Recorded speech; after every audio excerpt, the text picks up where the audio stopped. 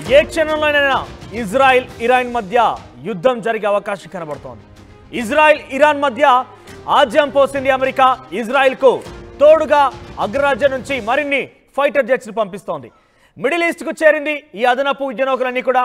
Iran టార్గెట్గా భారీగా missiles ఎక్కుపెట్టింది Israel. America తీరుపై తీవ్ర ఆగ్రహంతో ఉంది ఇరాన్.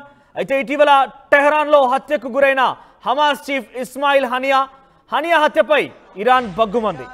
అయితే తమ భూభాగంలోకి హనియాని హత్య చేసినటువంటి ఇజ్రాయెల్ని దెబ్బకు దెబ్బతీస్తామంటోంది ఇరాన్. వ్యూహాత్మకంగా దాడి చేసేందుకు ప్లాన్ చేస్తోంది. అయితే ఇప్పటికే ఇజ్రాయెల్ హిజ్బుల్లా మధ్య తీవ్ర స్థాయిలో యుద్ధం జరుగుతోంది. బీరుట్లో ఇజ్రాయెల్ చేసినటువంటి దాడిలో హెజ్బుల్లా సీనియర్ కమాండర్ ముచ్చెందారు ప్రతీకారంగా ఇజ్రాయెల్ పై దాడులు చేస్తోంది హిజ్బుల్లా. మీరు చూస్తున్నారు, ఇజ్రాయెల్కి ఇప్పటికే పెద్ద సంఖ్యలో అక్కడికి అమెరికా నుంచి ఫైటర్ జెట్లు వచ్చి చేరుతున్నాయి. హిజ్బుల్లా ఇజ్రాయెల్ పై ఇప్పటికే దాడిని ప్రకటించేసింది. పరస్పరంగా దాడి చేస్తున్నారు. అయితే హిజ్బుల్లా కమాండర్ కూడా మృతి చెందారు.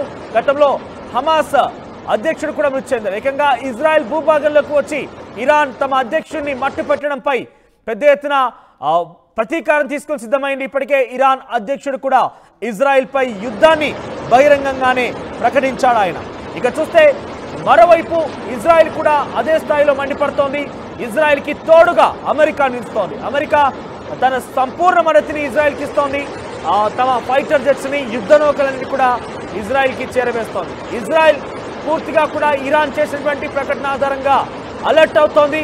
ఇజ్రాయెల్ ఏ క్షణమైనా ఇరాన్ తమపై దాడి చేస్తున్న నేపథ్యంలో అన్ని రకాలుగా సర్వం సిద్ధం చేసుకుంటోంది.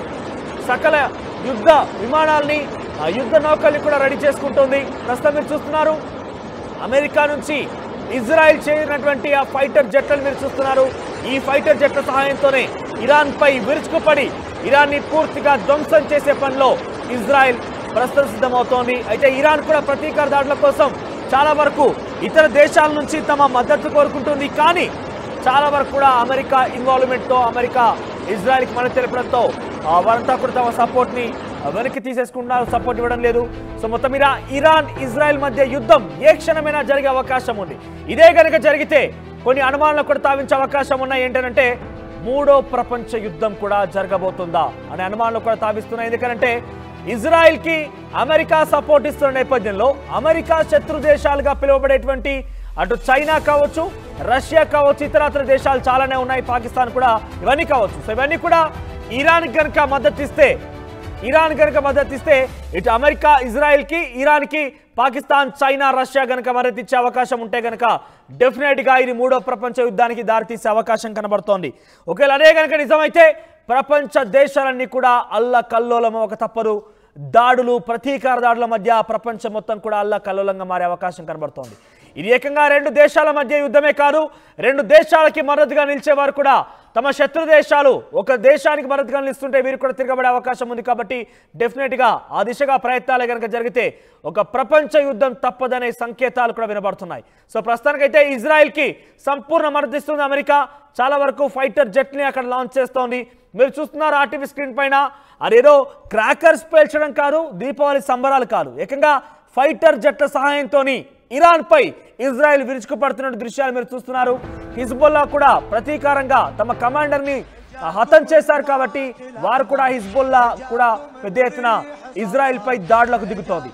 సో ప్రస్తుతం మీరు చూస్తే కనుక ఒక దీపావళి సంబరాలు క్రాకర్లా కనబడుతున్నాయి. కానీ అవన్నీ కూడా ప్రపంచ దేశాల్లో రెండు దేశాల మధ్య జరుగుతున్న యుద్ధం. సో ఇజ్రాయెల్ కనుక నిజానికి తన సంపూర్ణ మద్దతుని అమెరికా ఇస్తున్న నేపథ్యంలో చాలా వరకు అప్గ్రేడ్ టెక్నాలజీతో కూడినటువంటి ఫైటర్ జెట్స్ కావచ్చు, యుద్ధ విమానాలు ఉన్నాయి. కాబట్టి ఇరాన్కి అంత సంపద, అంతటి యుద్ధ విమానాలు అంత పెద్ద ఎత్తున వారు జమ చేసుకోలేకపోయారు, ఇతర దేశాల మద్దతు కూడగట్టుకోలేకపోయారు. కాబట్టి ఇజ్రాయెల్ కనుక దాడి చేయడం ప్రారంభిస్తే కనుక ఇరాన్ మాత్రం పూర్తిగా తునాతునకలపై అవకాశం కనబడుతోంది. ఇరాన్ దేశం పూర్తిగా కూడా ధ్వంసమయ్యే అవకాశం చాలా ఎక్కువ కనబడుతోంది. సో ప్రజెంట్ సిచ్యువేషన్ చూస్తే కనుక అమెరికా ఆజ్యం పోసిన కారణంగా ఇరాన్ ఇజ్రాయెల్ మధ్య